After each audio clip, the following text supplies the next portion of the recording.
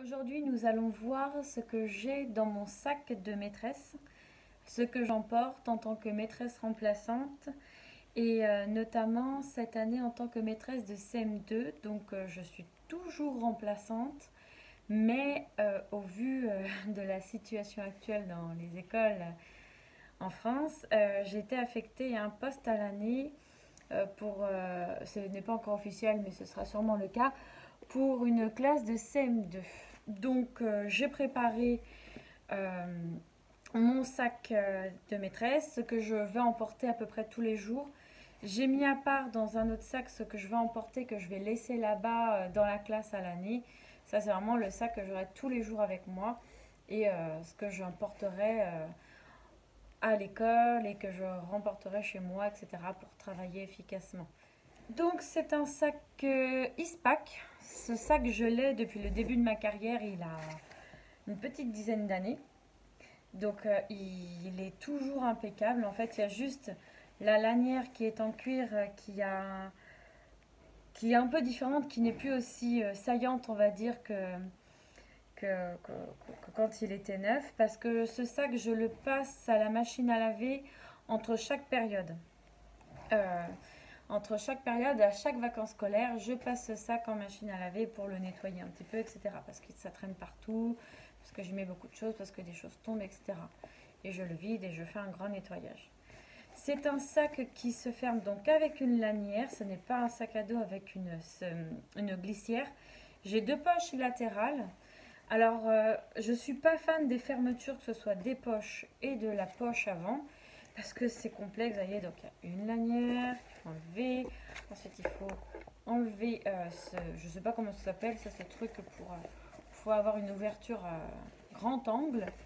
Et ici, en fait, donc ces petites poches latérales, elles se ferment avec une glissière, sauf qu'il y a une sorte de par-dessus, là, une sorte de revers qui complique un peu la chose pour fermer. Enfin, c'est un peu compliqué. Mais par contre, ça a l'avantage en fait de décourager les voleurs dans le métro, par exemple, parce que bon, bah, la plupart du temps, je prends le métro ou je vais à pied à l'école. Et bah, du coup, le sac à dos étant très compliqué, très complexe à ouvrir, ça décourage les voleurs. Ou s'il y a quelqu'un qui tente quelque chose, je le sens directement parce que c'est tellement complexe et que voilà, c'est pas une simple fermeture qu'on peut ouvrir et puis on prend les affaires dedans. C'est trop complexe. Donc ça, c'est avantage. Ce sac, je l'aime beaucoup. Il a une grande contenance. Parfois pas assez, mais comme toutes les maîtresses, on a beaucoup de choses, donc on est obligé de prendre souvent des cabas à côté, etc. Mais c'est pas grave. Je voulais à un moment le remplacer par un sac type cabaya, avec cette ouverture bien plus pratique là, mais je me dis ce sac il est en super bon état. Je vois pas l'intérêt de le remplacer en vrai. Enfin, c'est pas très écologique en plus comme démarche. Donc je vais rester avec ce sac. Tant qu'il fait l'affaire, qu'il est en très bon état, je m'en contenterai. On passe au contenu. Je vais essayer d'être rapide, j'ai pas envie que cette vidéo soit très longue. Donc pour ce premier jour de pré-rentrée, donc ça me suivra aussi tout au long de l'année pour certaines choses. Pour le premier jour de pré-rentrée, j'emmène quand même dans ma classe une tasse. C'est une tasse toute simple qu'on m'avait offert, tasse SPA. Une tasse pour prendre mon thé parce que je suis une grande buveuse de thé. Tous les profs boivent leur thé, leur café à chaque récréation, à chaque moment. Et moi, je sirote toute la journée du thé, du thé, du thé. Donc j'aurai ma tasse comme ça, je suis tranquille. Ensuite, j'ai mon agenda. C'est un hexaconta, je crois. Agenda, donc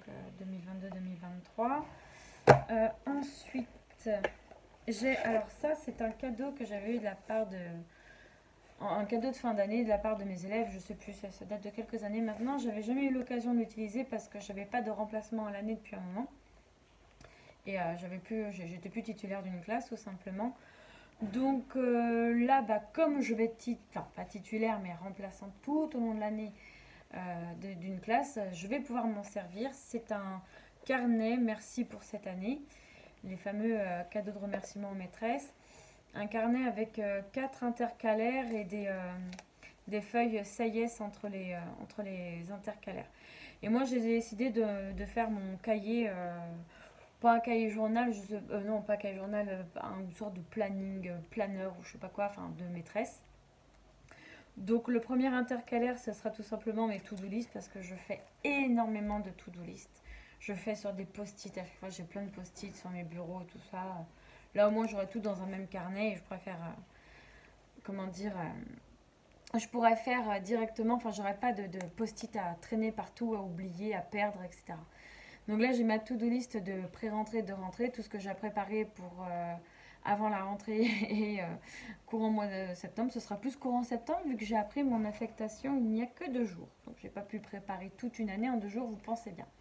Ça se fera courant septembre tranquillement, je ne me mets pas la pression. Donc ici, j'ai une to-do list administrative, tout ce que j'ai à faire, une to-do list pédagogique. J'ai déjà commencé certaines choses, mais tout n'est pas terminé, donc je ne peux pas encore les surligner. Ici, j'ai mis d'autres petites choses pour m'aider à préparer. C'est une to-do list pour l'organisation pour les élèves. Ici, j'ai mis pour élaborer mon emploi du temps. Je le ferai sûrement demain, jour de l'après-rentrée. Là, aujourd'hui, je n'avais pas la foi. Voilà, donc ça, ce sera la partie rouge, ce sera la partie to-do list. Partie bleue, ce sera la partie suivi des élèves. Donc, si j'ai des remarques à faire sur certains élèves, des PAI, des PPRE, des PAP, etc. PAI, pas vraiment, mais PAP, etc., PPS, j'aurai tout dans ce carnet pour mes élèves. Des remarques à faire pour des réunions AZ, etc. La troisième partie intercalaire verte, ce sera pour les réunions.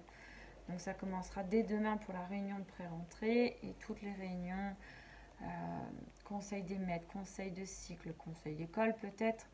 Encore que conseil d'école, il y a toujours un compte rendu. Conseil de COP, etc., etc.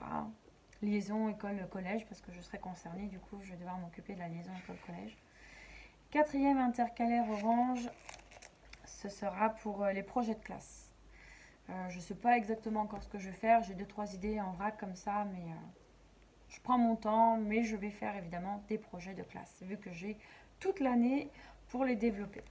Voilà pour ce carnet qui me sera très utile. Il me servira pour tout et il va me suivre tous les jours. Il sera indispensable et du coup, je trimballerai de la classe jusqu'à la maison. Et parfois, on ne sait jamais si j'ai besoin d'être remplacée dans l'année. Je le laisserai aussi à ce moment-là pour aider le collègue ou la collègue qui me remplacera. S'il y a un remplaçant, évidemment. Et mon cahier journal. Donc ça, c'est un cahier que j'avais acheté au tout début de carrière. Donc il date, hein, j'ai jamais eu l'occasion de l'utiliser. Enfin, j'avais pris un autre cahier avant. Puis après, bon, en tant que remplaçante, j'ai pris des cahiers tout simples pour faire mon cahier journal. Mais là, du coup, bah, je vais profiter d'avoir une classe à l'année pour l'utiliser enfin. Donc là, juste sur des feuilles volantes comme ça, des feuilles de classeur, j'ai fait mes 2 journées de cette semaine, jeudi et vendredi, des journées un peu spéciales. Et donc, hop, dans ce cahier, vous pouvez mettre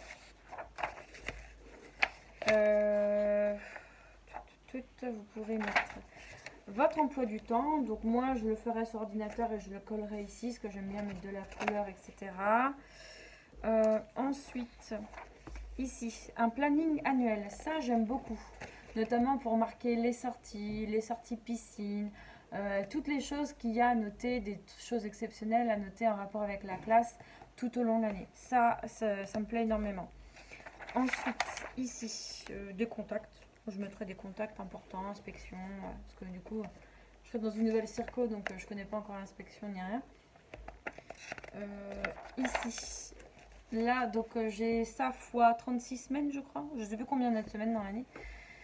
C'est tout simplement, donc ça me servira de cahier journal. D'habitude, mon cahier journal, je fais journée par journée, un peu comme ça. Donc la date, matinée, après-midi et toutes les séances. Je détaille très peu, mon cahier journal est très succinct. Mais là, je vais m'adapter et je le ferai comme ça, avec des petites cases, tout simplement.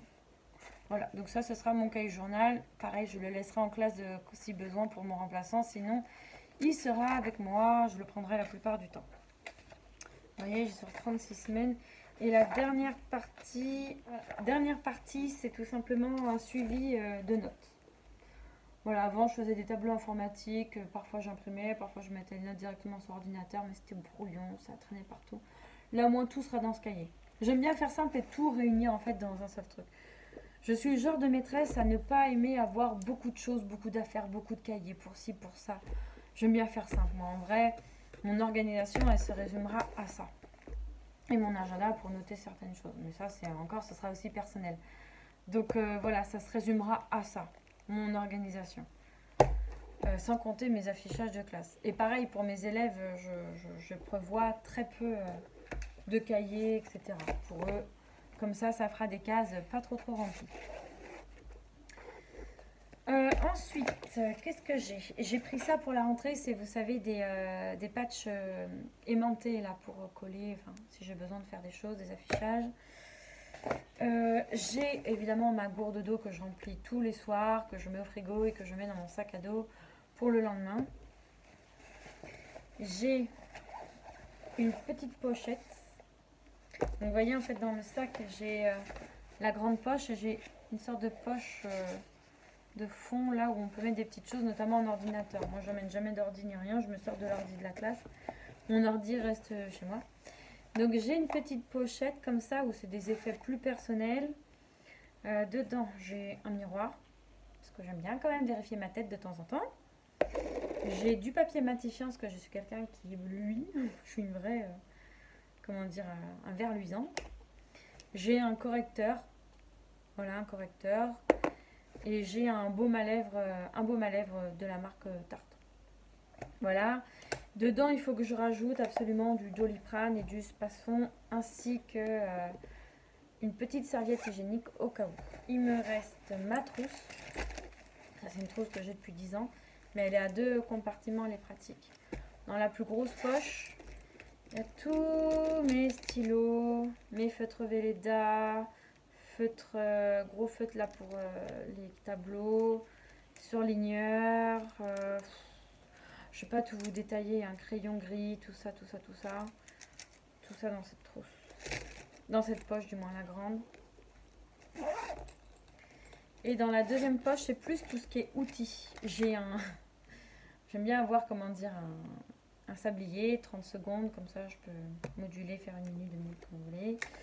J'ai tous mes outils pour la géométrie, donc règle, équerre, rapporteur, et j'ai une règle 30 cm qui se déplie comme ça, qui se plie comme ça, je peux la mettre dans ma trousse, ma clé USB, parce que dans mon ancienne école, j'ai perdu mes 2 clés USB où j'ai toute ma vie professionnelle dedans, donc je vais retourner à mon ancienne école pour voir si je peux la retrouver. Du coup, j'ai pris une nouvelle clé USB pour mettre un petit peu de choses, et puis elle se remplira au fur et à mesure. J'ai des souris, vous savez, correctrices là. Une paire de ciseaux, gomme, c'est mignon. J'ai ça, vous savez, là pour, comment dire, une sorte de petit marque-page autocollant. Gomme. Mine pour le compas, mais j'ai plus le compas en question, et taille crayon, tout simplement. Donc voilà tout ce que j'ai dans cette trousse, très complète, mais quand on est remplaçant, parfois on arrive dans des classes où il n'y a rien en fait, parce que l'enseignant part avec sa trousse, parce que les tiroirs sont verrouillés, parce que j'ai pas assez de matériel. Donc on est obligé d'avoir tout son matériel si on veut travailler efficacement. Pour la grosse poche, c'est fini. Sur le côté ici, pour l'instant j'ai rien, mais je mettrai un paquet de mouchoirs et je mettrai une sorte de porte-carte pour avoir juste une de mes cartes bancaires et ma carte vitale que j'ai toujours sur moi. Et de l'autre côté, j'ai tout simplement un gel hydroalcoolique. Voilà, tout simplement. Quand il était question de pandémie, j'avais aussi un sachet avec des masques. Pour l'instant, je ne me vois pas en remettre, donc j'en ai pas remis. On verra s'il faudra en rajouter. Donc voilà, c'était mon sac de maîtresse pour la rentrée, mais aussi pour tous les jours. Et comme je vous disais, je vais apporter plein d'autres choses, mais que je mets dans un cabas à part parce que c'est beaucoup trop volumineux. Et puis ça, je laisserai totalement dans la classe à l'année. Voilà, j'espère que cette vidéo vous a plu. Je donne un petit peu de mes nouvelles sur cette chaîne. C'est vrai que je la nourris pas assez, mais je compte la reprendre un peu au fur et à mesure. Et même l'étayer, aller au-delà du CE2. Comme cette année, je vais faire du CM2, je pense faire des vidéos en rapport avec le CM2. Je vous souhaite à tous et à toutes une bonne rentrée, en espérant que vous ayez passé un bon été, que vous êtes bien reposés et prêts à attaquer l'année dans de meilleures conditions. Et je vous dis à bientôt!